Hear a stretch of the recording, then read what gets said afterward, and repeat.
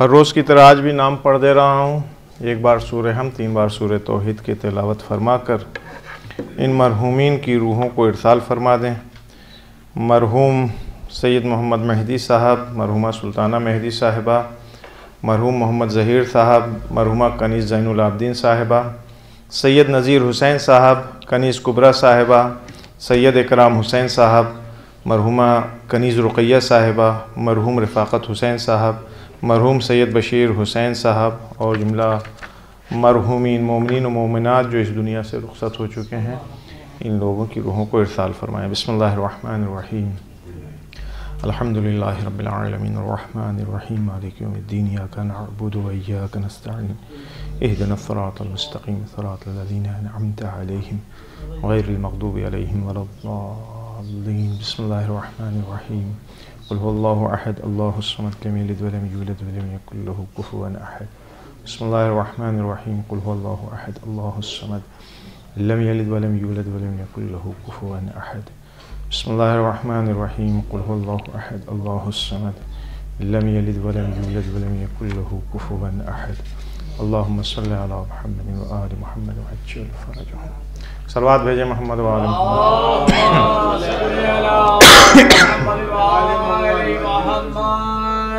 لا حول ولا قوة الا باللہ العلی العظیم. اعوذ باللہ من الشیطان الرجیم. بسم اللہ الرحمن الرحیم. الحمدللہ رب العالمین وصلی اللہ علی سیدنا محمد وآلہ الطاہرین. اللہم صلی علی محمد وآل محمد وعجل فرجهم. یہ آج کے پروگرام کی یعنی آج چوتھا پروگرام ہے، اس سلسلے کا چوتھا پروگرام. یہ پروگرام صدیقہ طاہرہ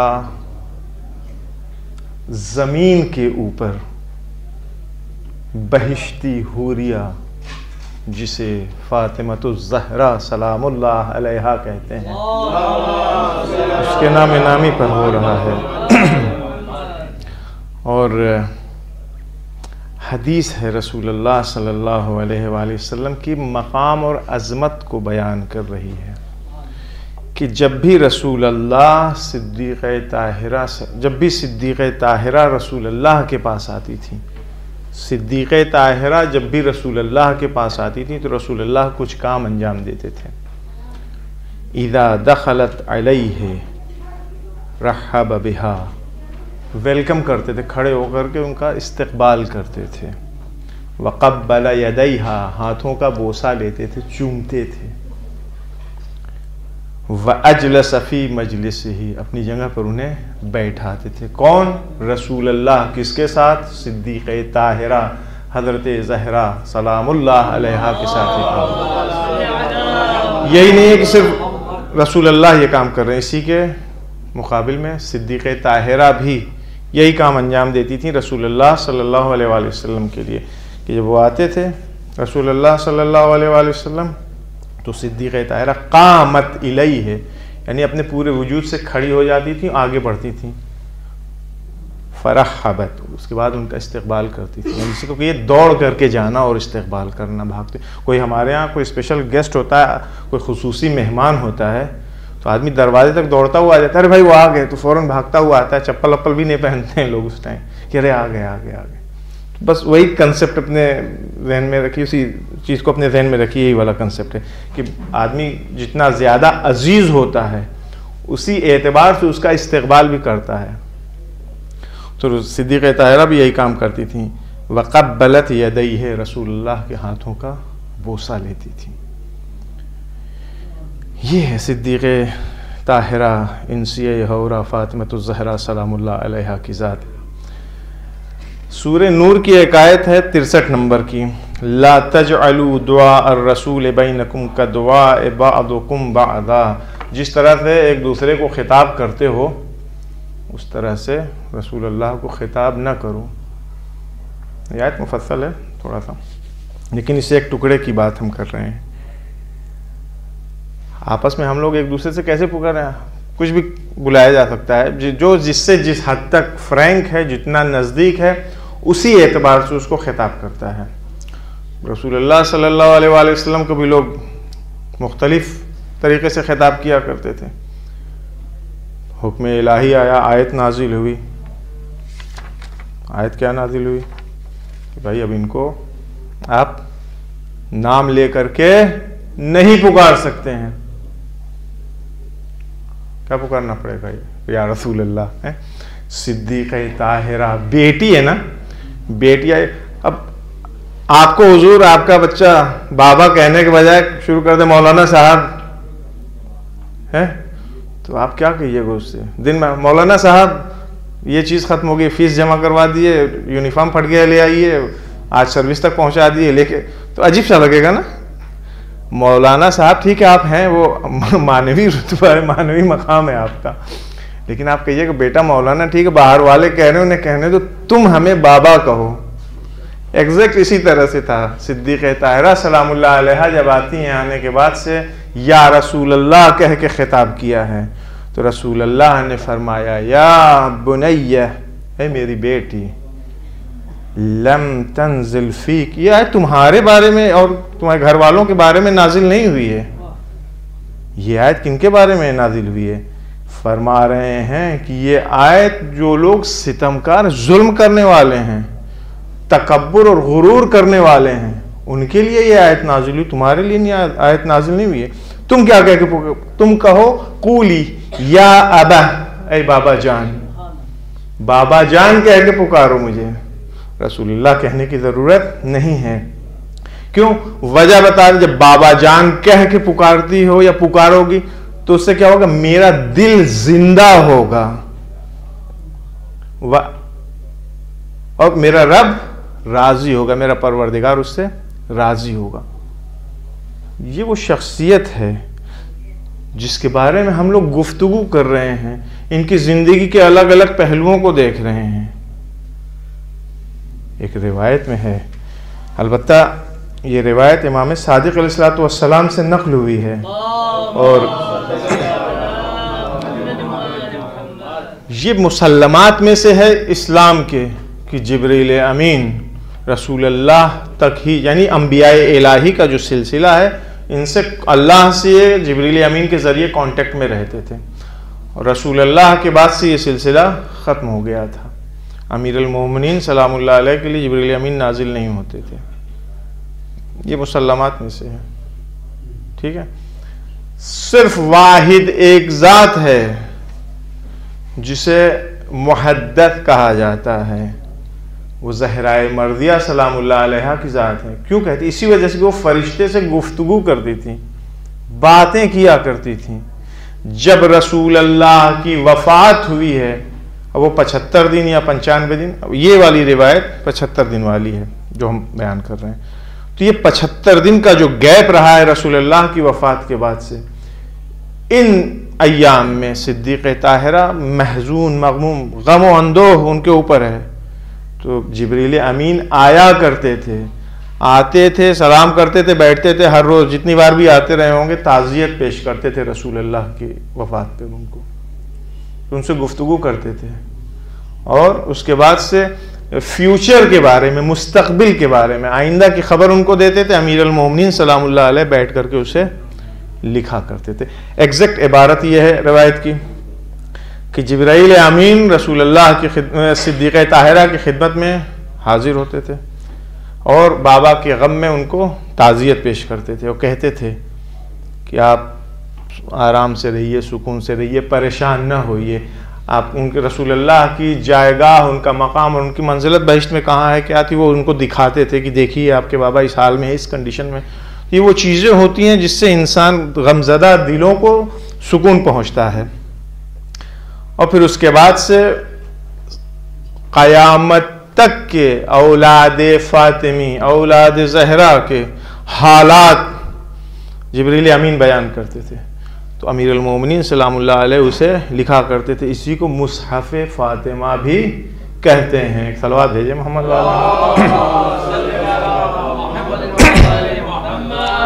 یہ ہے وہ ذات، اتنی عظیم ذات ہے، یعنی اس میں ہمارے آپ کے بارے میں بھی موجود ہوگا، جتنے حکمران ہیں اور نہیں ہیں، جو بھی آل فاطمہ جو کچھ بھی ہیں، جہاں بھی ہیں دنیا میں، سب کا اس کے اندر موجود ہے. فی الحال حضرت حجت سلام اللہ علیہ کے ہاتھ میں یہ چیز ہے. خیر، ہماری بات کل ہوئی تھی حضور معنویت اسپریچولیٹی کے اوپر.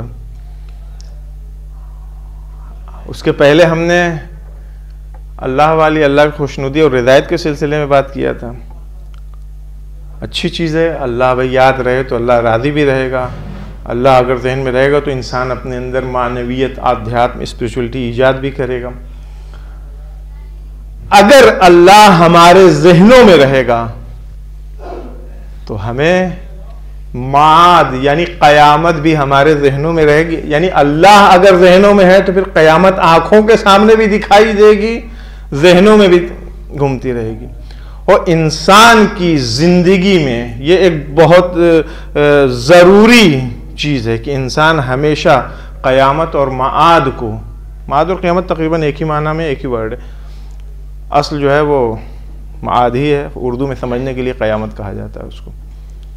تو ہمیشہ انسان قیامت اور معاد کے بارے میں سوچے، غور و فکر کرے. کیوں؟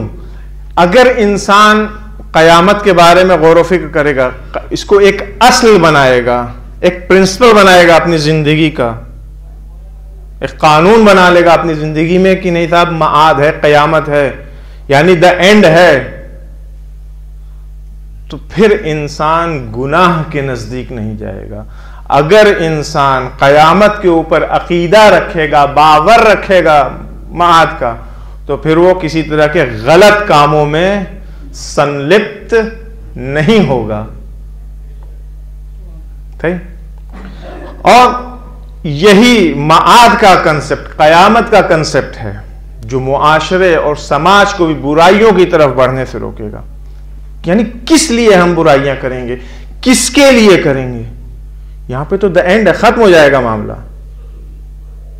بھائی چوری، چنڈالی، چھینا، جھپٹی، گھوس، رشوت، جو کچھ بھی ہے، کس کے لیے کریں گے؟ ہم چلے جائیں گے، ہم نے تو فائدہ اٹھایا نہیں، دوسرے عیش کریں گے اس پیسے کے اوپر، ہم تو نہیں کر پائیں گے نا. یہ ہوتا ہے بھائی، کسی نے قارون یہ تو اپنے دولت کے اوپر عیش نہیں کر پایا. فرعون، کسی بھی کو دیکھ لیجئے، جے للیتا اسی ملک کی تھی نا، کتنا چھوڑ کے مری، کتنا، السلام علیکم، کتنا چھوڑ کے، کس نے استعمال کیا؟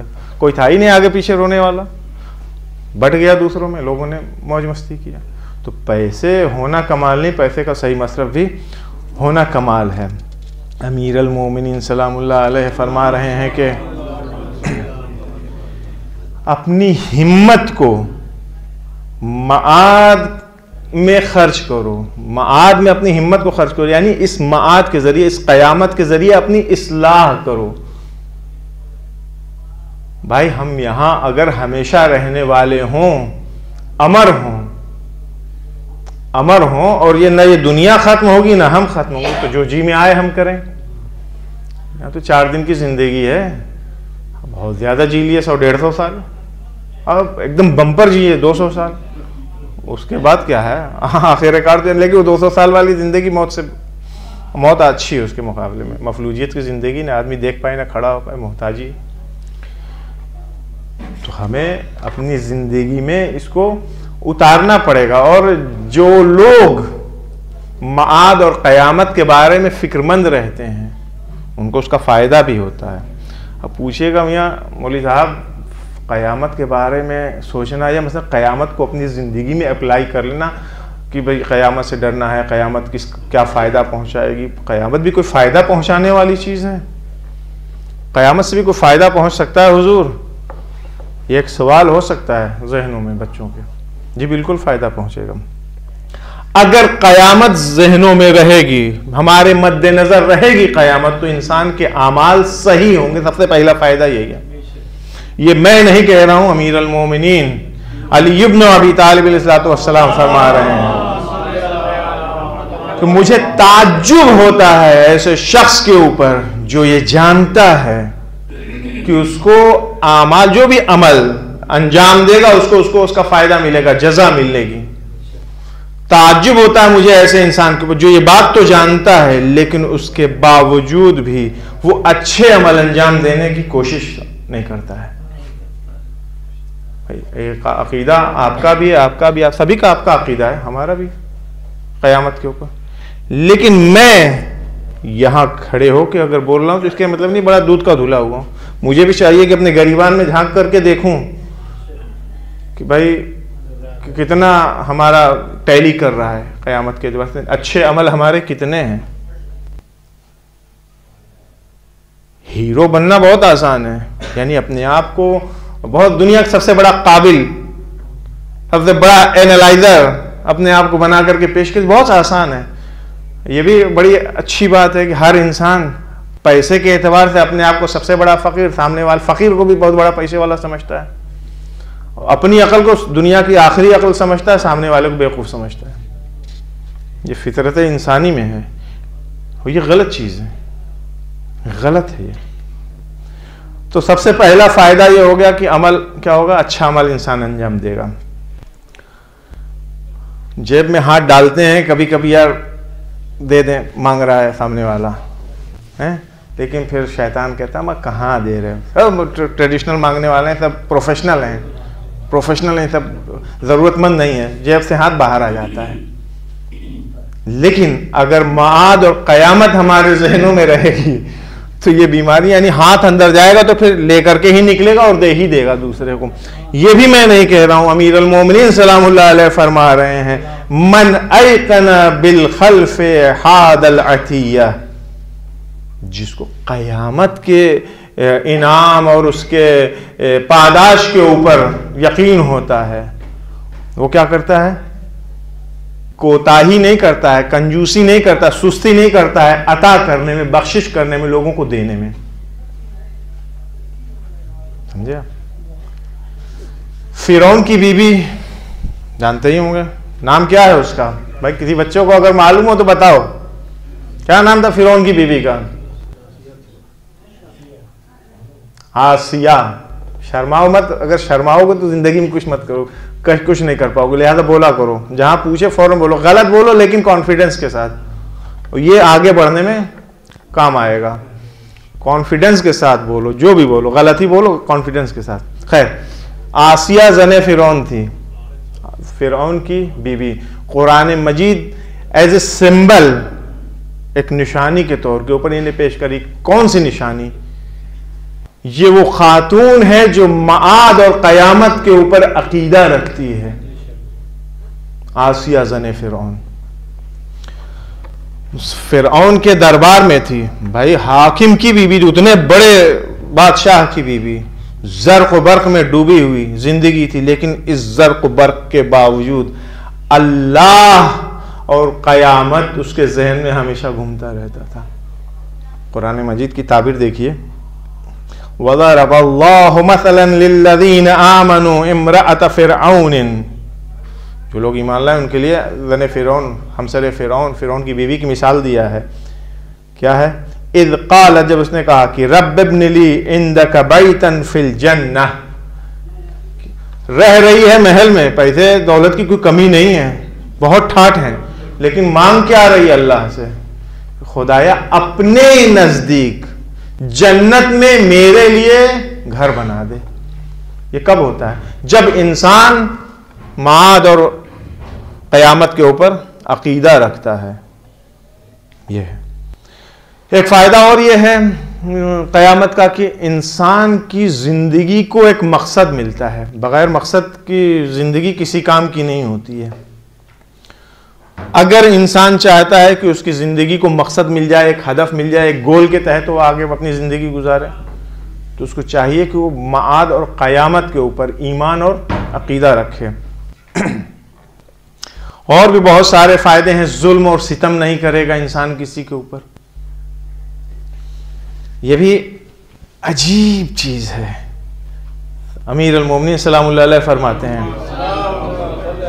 کہ ہر انسان، یعنی بری، سب سے برا کیا کہتے ہیں سامان سفر، سب سے برا سامان سفر یہ ہے.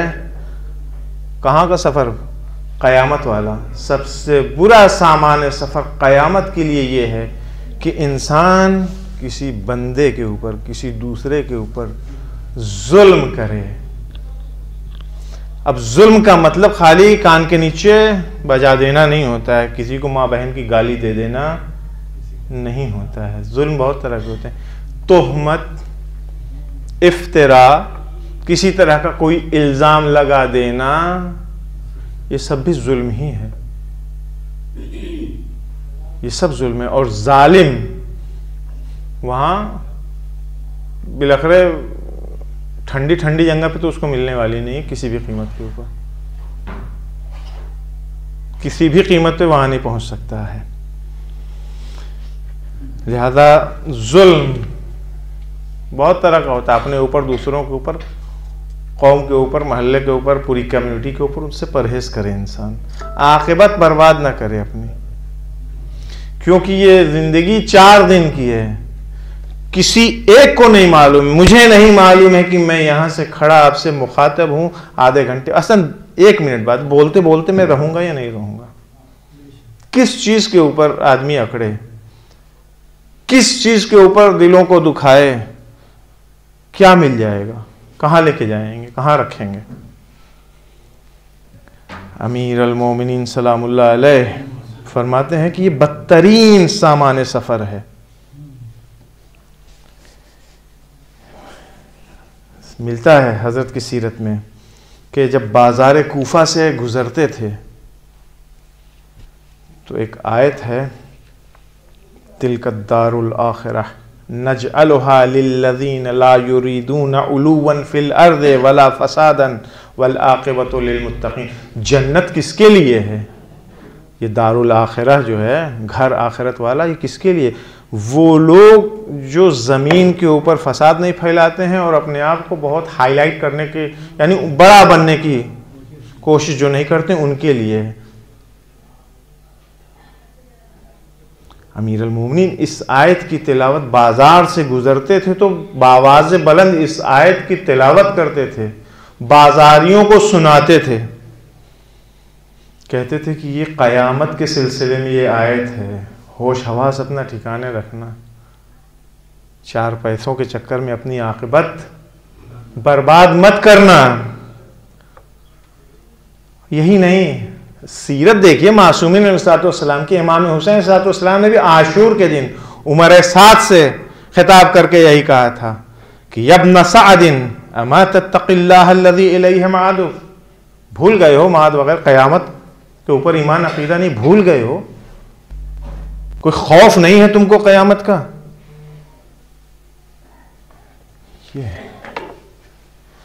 امام کاظم علیہ الصلوۃ والسلام کے زمانے میں ایک جنازہ دفن ہوا. زور سے صلوات بھیجیے تاکہ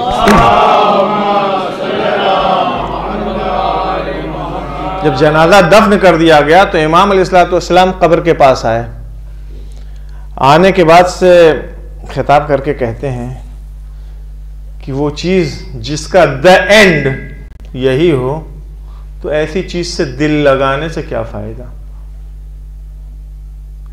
بات سمجھ، جو چیز جس کا دا اینڈ، اختتام، پایان، ختم، تمام سب یہیں پہ ہو تو پھر اس سے دل لگانے سے کیا فائدہ ہے. اور وہ چیز جس کا آغاز یہاں سے ہو رہا ہے اس کے ڈرنا ہے تو اس کے انجام اور انتہا سے ڈرو کہ یہ ختم نہ ہو جائے یا ختم بخیر ہو، آخر تک اسی طرح سے اچھا جائے. یہ ہے. شیخ عباس قمی کا نام سنا ہوگا، محدث قمی، مفاتیح الجنان کے رائٹر، بزرگ عالم دین. اچانک سے ایک رات زور زور سے رونے کی آواز بلند ہوئی، نصف شب. بیٹا آتا ہے پاس میں، گھبرا کے، کوئی بھی سنے کہ اچانک سے کوئی رونے لگے تو وہ آیا، کیا بات ہے، کیوں رو رہے بابا، کیا بات ہو گئی؟ تو انہوں نے کہا کہ میں قرآن سورہ یاسین پڑھ رہا تھا، اس آیت پر پہنچا اور میں اپنا گریہ کنٹرول نہیں کر سکا، میں اپنے آپ کو رونے سے نہیں بچا سکا. ہذہ جہنم التی کنتم توعدون، یہ وہ جہنم ہے جس کا تم سے وعدہ کیا گیا ہے. ہم لوگ پڑھتے ہیں، اول یہ کہ پڑھتے نہیں، ہم نہیں پڑھتے ہیں، بھول جاتے ہیں قرآن بھی کوئی چیز ہے، رکھ دیا ہے لے کے، بہت مومن ہو جائیں گے، جیب میں لے کے چلیں گے، بیگ میں رکھ لیں گے، کہنے بھائی قرآن ساتھ میں رہے، برکت ہونی چاہیے. اور پھر قرآن عمل کی کتاب ہے، قرآن قرات کی کتاب ہے، قرآن درس کی کتاب ہے، سیکھنے کی کتاب ہے، لیکن ماشاءاللہ ہم چونکہ دوسری چیزوں میں مصروف رہتے ہیں، ٹائم نہیں مل پاتا ہے، آتا ہی نہیں ہے۔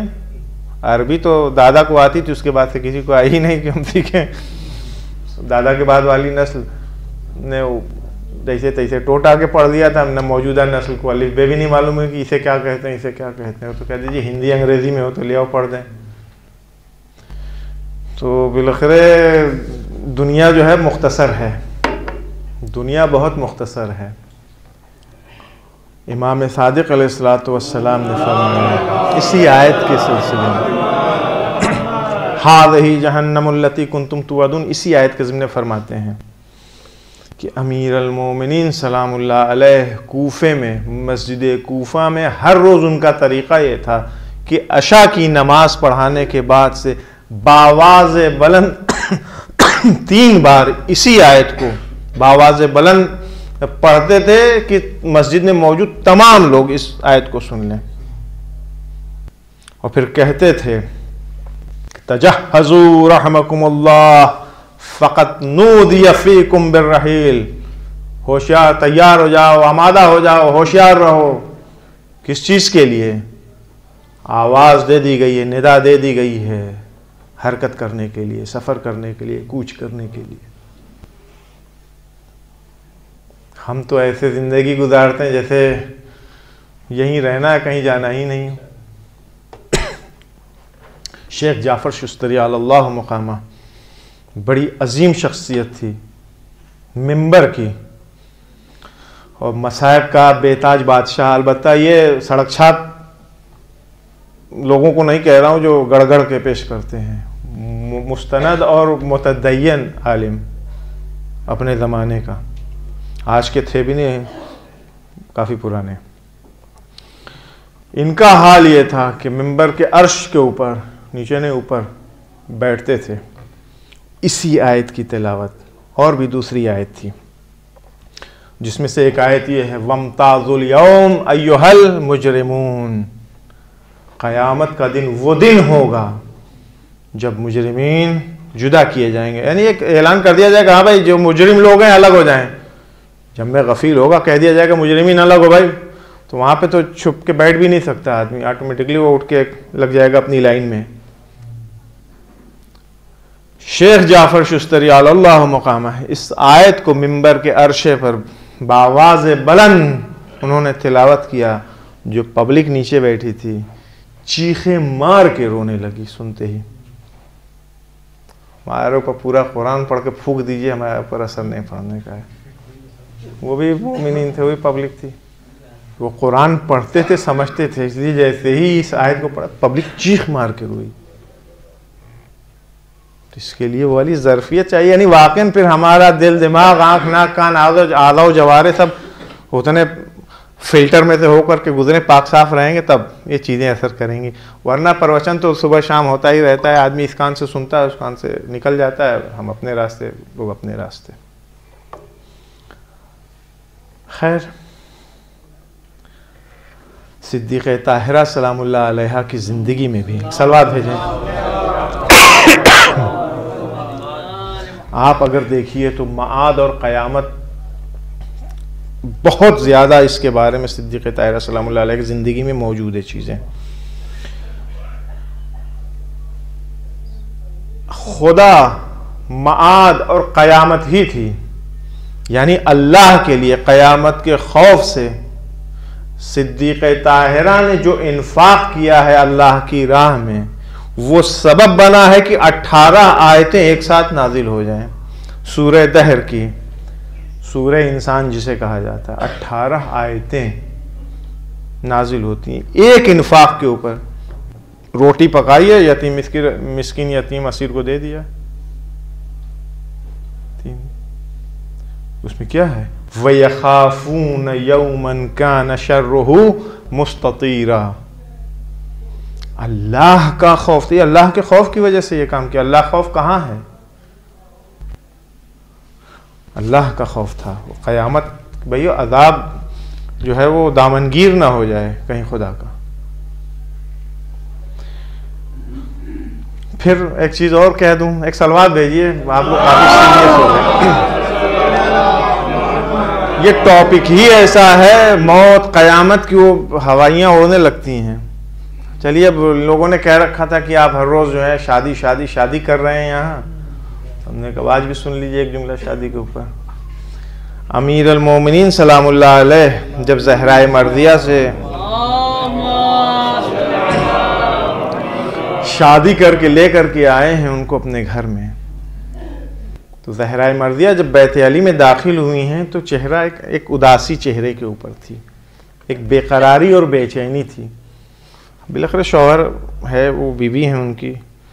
آپ بھی جب رخصتی ہوئی ہوگی، آپ کی میم صاحب آئی ہوں گی آپ کے ساتھ، تو بھائی تو آج کل کی لڑکیاں ہیں، یعنی اسے کہتے ہیں کہ ذرا کبھی کبھی سماج کو دکھانے کے لیے بھی تھوڑا سا غیرت پاس میں ہونی چاہیے. ٹھیک ہے، شادی ہے، سب کا اللہ سب کو جلدی نصیب کرے، ٹائم سے سب کی شادی ہو جائے، لیکن بے غیرتی جو سماج دیکھے وہ اچھی چیز نہیں ہوتی ہے. اب پہلے چاہے ڈرامے کی شکل میں ہی صحیح، لیکن ایک غیرت ہوا کرتی تھی. تو البتہ میں یہ کہہ رہا تھا کہ آپ کی میم صاحب جب آئی ہوں گی تو وہ بھی بالاخره جب بچی لڑکی اپنے گھر سے رخصت ہوتی ہے تو روتی ہے، ذرا سا اس کا دل دکھا کہ ہم جا رہے ہیں اس گھر سے دوسرے گھر میں. اب چاہے اس خوف میں ڈر رہے کہ وہاں کون سا ماحول ملے گا، کیا ہوگا، یا جو بھی ہو، بالاخره ہوتا ہے. یہی معاملہ ادھر بھی تھا. زہرائے مرضیہ رسول اللہ صلی اللہ علیہ وآلہ وسلم کے گھر سے رخصت ہو کر کے آتی ہیں امیر المومنین کے گھر میں. چہرے کے اوپر ایک بے چینی ہے، بے قراری ہے. امیر المومنین سلام اللہ علیہ نے پوچھا کہ زہرا بنت رسول کیا بات ہے، بے چین ہے، کچھ بے قرار ہیں آپ، کسی چیز کا کوئی غم؟ اللہ اکبر. فرمایا نہیں، کوئی غم نہیں ہے، کوئی بے چینی نہیں ہے، میں سوچ رہی ہوں اپنے بارے میں. یہ کب کی بات ہے؟ جس دن شادی ہوئی ہے. ہمارے مطلب تو کلچر ہے کہ رات میں شادی ہوگی، صبح میں رخصتی ہوگی، شام تک لڑکا پہنچے گا نیکسٹ ڈے. یہاں تو یہ تھا کہ بھائی جو کچھ ہونا ہے سب ایک ہی ون ڈے میں ہے سب، اور لوکلی معاملہ تھا، کہیں دور جانا بھی نہیں تھا، محلے والا فرق بھی نہیں تھا، خالی دروازے کا فرق تھا. تو یہ ایک اعتبار سے شب زفاف امیر المومنین رخصت کرا کے اپنے گھر لے کر کے آئے ہیں. کتنا خوش ہوتے ہیں لوگ، شادی والے دن، شادی والے رات، ماں باپ عزیز رشتہ دار، خود دلہا دلہن. لیکن یہ اس دلہن کو دیکھیے، دلہن بن کے امیر المومنین کے گھر میں آئی ہے. میں اپنے بارے میں سوچ رہی ہوں، میں یہ سوچ رہی ہوں اے علی ابو الحسن کہ میں بابا کے گھر سے آپ کے گھر میں آ گئی ہوں، یعنی ایک منزل سے دوسری منزل تک میں آ گئی ہوں. اب اس کے بعد میری منزل قبر کی ہے، وہ میری تیسری منزل ہے. اور میں دیکھ رہی ہوں کہ میں نے اپنے آپ کو قبر کے اندر پہنچا دیا ہے. یہ آپس میں بات ہو رہی ہے نا ایک محبت والی. اس ٹائم اصولی اعتبار سے جو ہمارا کلچر ہے، بہت خوش ہونا چاہیے تھا نا کہ ارے آج تو شادی کا دن ہے، آج تو شادی کی رات ہے. کہاں یہ سب خدا خدا کرنے بیٹھ گئے.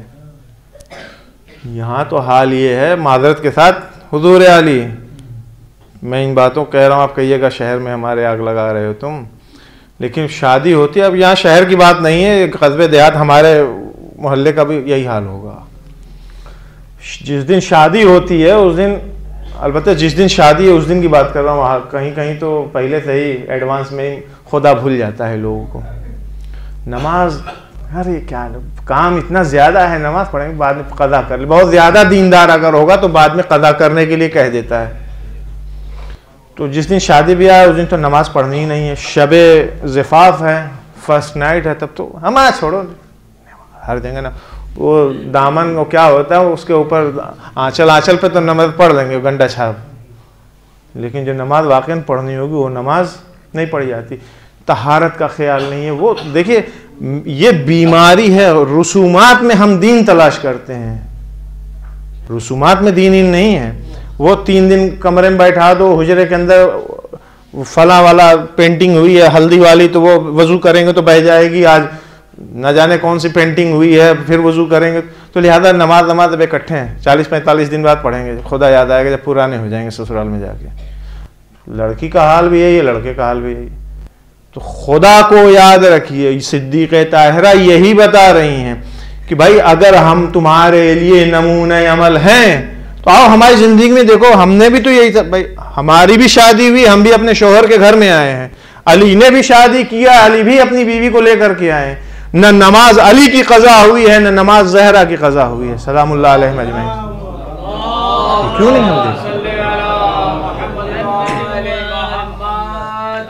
یہ بھی ضروری ہے، یہ سیرت، یہی سیرت ہمارے لیے درس ہے، ورنہ کہانیاں قصے سن کر کے خوش ہو جانے میں یا دکھی ہو جانا مقصد نہیں ہوتا ہے، اور یہ وہ وقت ہوتا ہے جو انسان کی لائف کا بہت چارمنگ پیریڈ ہوتا ہے، بہت خوشنما خوشگوار ٹائم ہوتا ہے، اس کو انسان یادگار بناتا ہے۔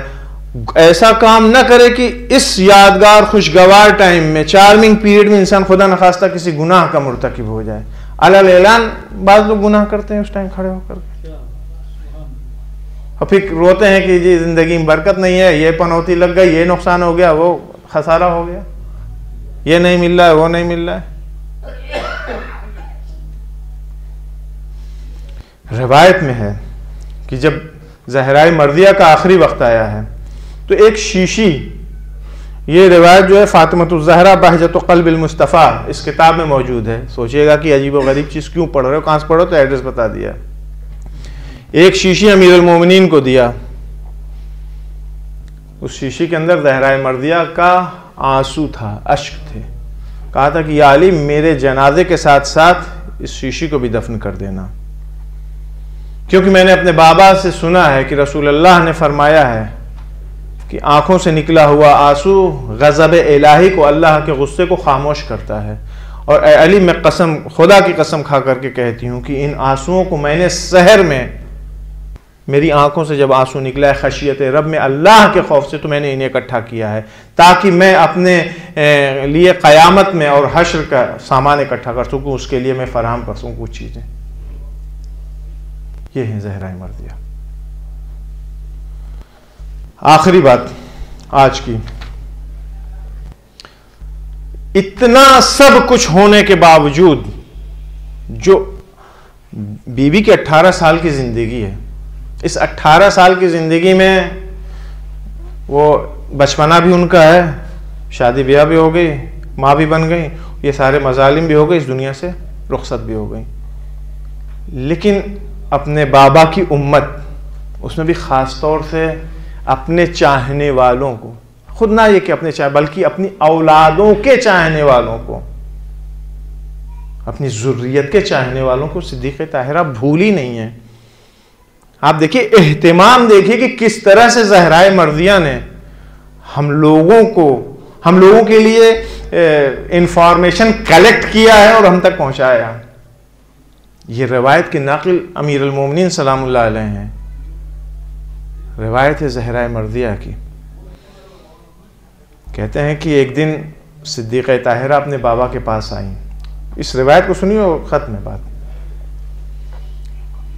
یعنی انسان فخر کرتا ہے اگر ہوش کے ناخن لے کر کے اپنے دماغ کو کھجلائے، بیدار کرے، فخر کرے گا کہ ہم کیسے، یعنی کتنے نورانی ان شخصیتوں کے چاہنے والے ہیں، لیکن یہ ہماری بدبختی ہے کہ ہم صحیح سے انہیں فالو نہیں کرتے۔ آئی ہیں بابا کے پاس، آنے کے بعد سوال کیا کہ بابا یہ بتائیے قیامت کے دن ہم آپ سے کہاں ملاقات کریں گے، آپ سے کہاں ملاقات ہوگی قیامت کے دن؟ رسول اللہ صلی اللہ کہہ رہے قیامت کا دن بابا وہ دن ہے جس دن خوف، ہراس، ترس، وحشت سب طاری رہے گا، جزا و فضا رہے گی، چیخ و پکار مچی رہے گی۔ بابا اس دن ہم آپ سے کہاں ملیں، ملاقات کہاں ہوگی آپ سے ہماری؟ رسول اللہ صلی اللہ علیہ وسلم نے فرمایا کہ اس دن، قیامت کے دن، تم مجھے اپنے پاس بہشت میں، جنت میں دیکھو گی، میں تمہارے پاس رہوں گا۔ پھر کہتی ہیں کہ بابا، اور یہی نہیں رہوں گا، یہی نہیں بلکہ میرے ہاتھ میں لواء الحمد ہوگا، پرچم حمد ہوگا، اور میں پروردگار عالم کی بارگاہ میں موجود رہوں گا۔ کیا کروں گا؟ اپنی امت کے لیے خداوند عالم سے شفاعت طلب کروں گا۔ یہ ایک بات۔ پھر پوچھتی ہیں زہرائے مرضیہ، بابا اگر آپ سے بہشت میں ملاقات نہ ہوئی پھر آپ کو کہاں تلاش کروں گی، آپ کہاں ملیں گے؟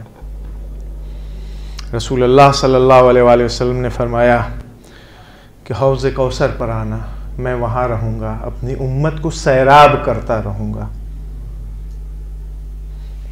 پھر صدیقہ طاہرہ سلام اللہ علیہ نے پوچھا کہ بابا اگر حوض کوثر پر بھی آپ نہ ملے تو ہم آپ کو کہاں تلاش کریں، آپ کہاں ملیے گا مجھ سے؟ فرمایا رسول اللہ نے کہ میں صراط کے پاس کھڑا رہوں گا، صراط کہتے ہیں پل کو، میں صراط کے پاس کھڑا رہوں گا، وہاں تم مجھ سے ملاقات کر لینا، اور میں وہاں کھڑا رہ کر کے پروردگار عالم سے کہوں گا کہ میرے اللہ میری امت کو سلامت رکھ۔ پھر پوچھتے ہیں کہ بابا اگر آپ صراط پر بھی نہ ملے، وہاں آپ سے ملاقات نہ ہوئی تو پھر آپ سے کہاں ملاقات ہوگی؟ فرماتے ہیں رسول اللہ کہ تم میزان پر آنا، میزان یعنی ترازو، جہاں نام اعمال ہمارے اعمال تولے جائیں گے۔ تولنے کا مطلب یہ نہیں کہ کوئی ترازو رکھا ہوگا، بلکہ اچھے برے اعمال الگ کیے جائیں گے، بتائے جائیں گے بھائی آپ کے نام اعمال میں یہ اچھائی ہے، یہ برائی ہے، اتنا گڈ ورک ہے، اتنا بیڈ ورک ہے، وغیرہ وغیرہ۔ تو میزان پر آنا، میں میزان پر وہاں موجود رہوں گا اور پروردگار عالم سے اپنی امت کی سلامتی کا طلبگار رہوں گا۔ پھر صدیقہ طاہرہ کہتی ہیں کہ بابا اگر میزان پر بھی آپ سے ملاقات نہ ہوئی تو پھر آپ سے کہاں ملاقات ہوگی؟ رسول اللہ صلی اللہ علیہ وآلہ وسلم فرماتے ہیں کہ زہرا تم مجھ سے ملنے کے لیے جہنم کے کنارے پر آنا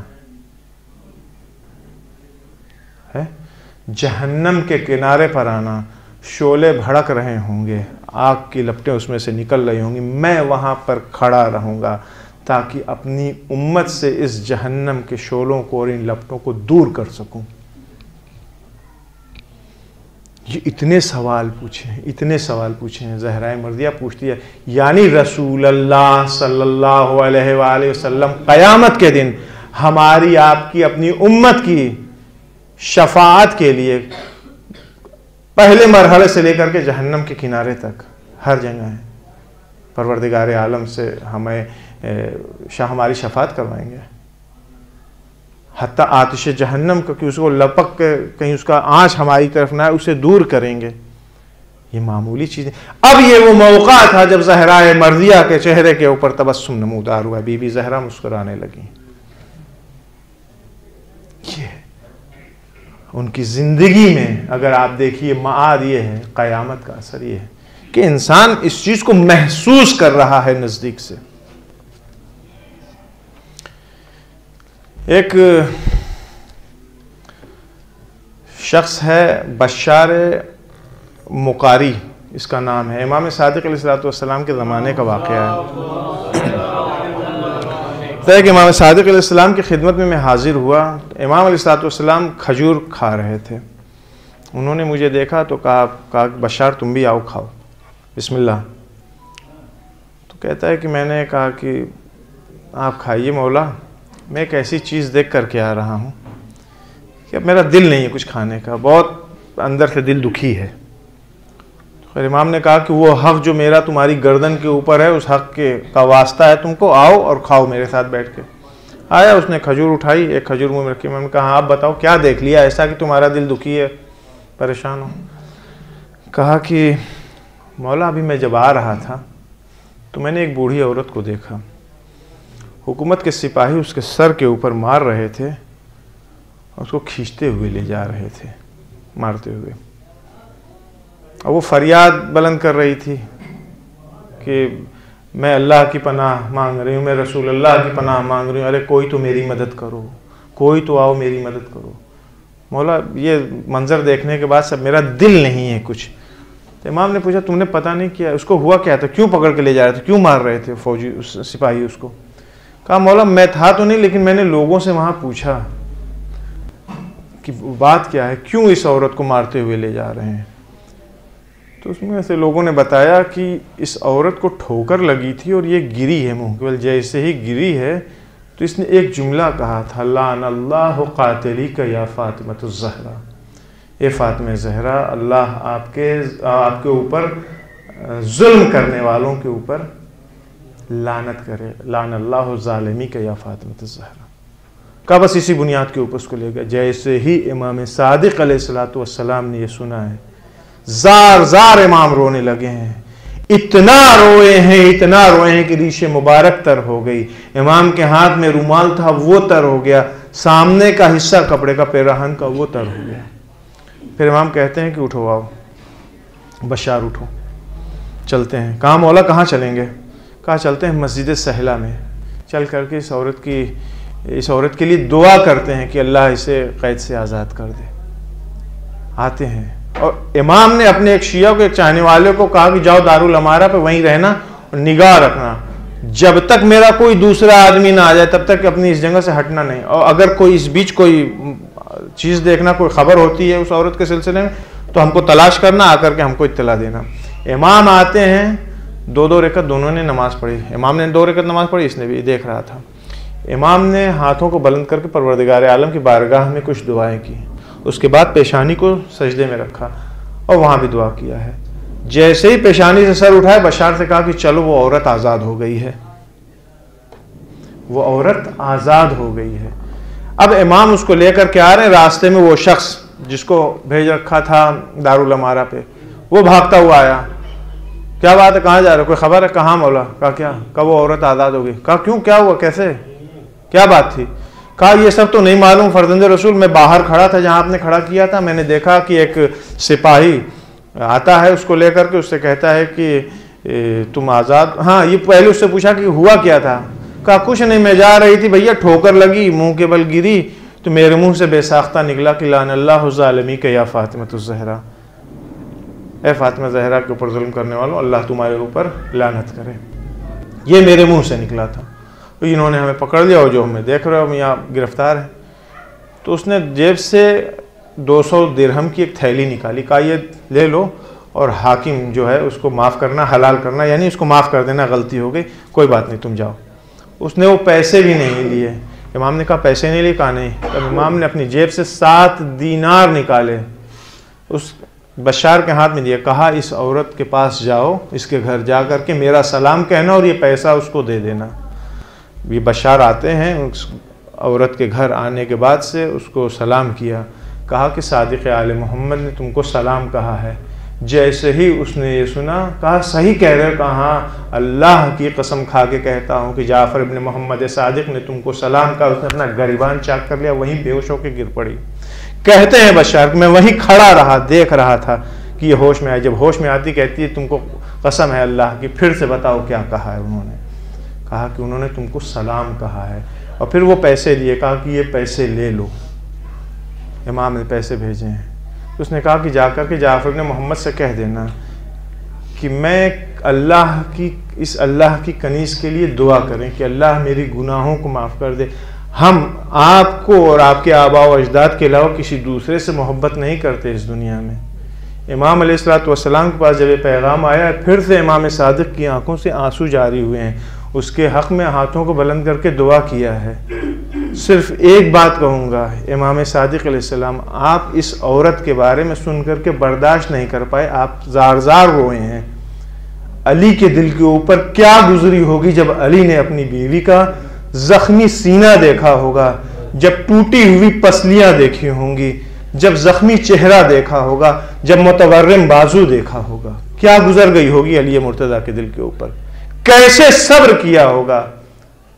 بہت سخت مرحلہ تھا۔ غسل و کفن ہو گیا، جب لے کے آئے ہیں دفن کرنے کے لیے لائے، جنازے کو رکھ دیا ہے زمین کے اوپر، ایک دفعہ روضہ رسول کی طرف رخ کیا، السلام علیک یا رسول اللہ انی وان ابنتک، میری طرف سے اور آپ کی بیٹی کی طرف سے آپ کے اوپر سلام ہو اے رسول خدا۔ اس کے بعد سے پورا مرثیہ پڑھ رہے ہیں کہ علی تنہا ہو گیا، آپ کیا کیا ہے امت نے آپ کی بیٹی کے ساتھ۔ آج اب علی تنہا ہے، علی کا صبر کا پیمانہ لبریز ہو گیا، اب علی برداشت نہیں کر سکتا ہے۔ قل یا رسول اللہ عن صفیتک صبری، میرے صبر کا پیمانہ لبریز، میرا ختم ہو گیا ہے صبر کا پیمانہ، میں کروں تو کیا کروں۔ علی مرتضیٰ نے نم آنکھوں کے ساتھ روتے ہوئے زہرائے مرضیہ کا جنازہ زمین میں دفن کر دیا، بیٹھے ہوئے ہیں۔ بنت رسول اب علی رات بھر جاگے گا، بنت رسول اب علی زندہ نہیں رہنا چاہتا ہے۔ میں کہوں گا یا علی، آج آپ نے زہرا کو مدینے میں دفن کر دیا ہے، لیکن کربلا میں بھی ایک علی تھا جو اپنے باپ کے جنازے کو لے کر کے قبر میں اترا تھا، تادیر باہر نہیں نکلا۔ جب بنی اسد کے لوگوں نے جھانک کر کے دیکھا تو دیکھا کٹی ہوئی گردن کے اوپر لوحہ مقدس کو رکھ کر کے گریہ فرما رہے تھے، اے بابا آپ کے بعد دیار بدیار پھرایا جا رہا ہے، اے بابا ہاتھوں میں ہتھکڑیاں پیروں میں بیڑیاں پہنا دی گئی، پھوپھی اماں کے سر سے چادر چھین لی گئی، سکینہ کو تماچے لگائے گئے۔ صلی اللہ علیہ یا فاطمۃ الزہرا یا بنت رسول یا قرۃ عین الرسول یا سیدتنا و مولاتنا، انا توجہنا واستشفعنا وتوسلنا بک الی اللہ وقدمناک بین یدی حاجاتنا یا وجیہۃ عند اللہ اشفع لنا عند اللہ۔ خدایا اس مختصر سے عبادت کو شرف قبولیت عطا فرما۔ اللہ تمام مرحومین بالخصوص بانیان مجلس کے مرحومین کی مغفرت فرما، ان کے درجات متعالی فرما۔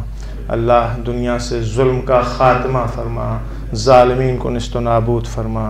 اے میرے اللہ توفیق دے ہم لوگوں کو کہ زہرائے مرضیہ کے دسترخوان سے، ان کی سیرت سے، ان کے اس پروگرام سے جو ان کے نام پر ہو رہا ہے، ہم لوگ کچھ حاصل کریں، اپنی زندگی میں اپلائی کریں تاکہ ہم بھی سعید بن سکیں۔ جب ہماری بیوی ہمیں دیکھیں، زہرائے مرضیہ ہمیں دیکھیں تو خوش ہوں کہ یہ ہمارا شیعہ ہے، ہمارا چاہنے والا ہے۔ اللہ زہرائے مرضیہ کا واسطہ ہے، سلام اللہ علیہ کا امام زمانہ کے ظہور میں تعجیل فرما، ہمیں ان کے اوان و انصار میں شمار فرما۔ ایک خاتون ہیں، کئی دن سے مریض ہیں، ان کی شفا کے لیے ایک بار بآواز بلند صلوات بھیج دیں۔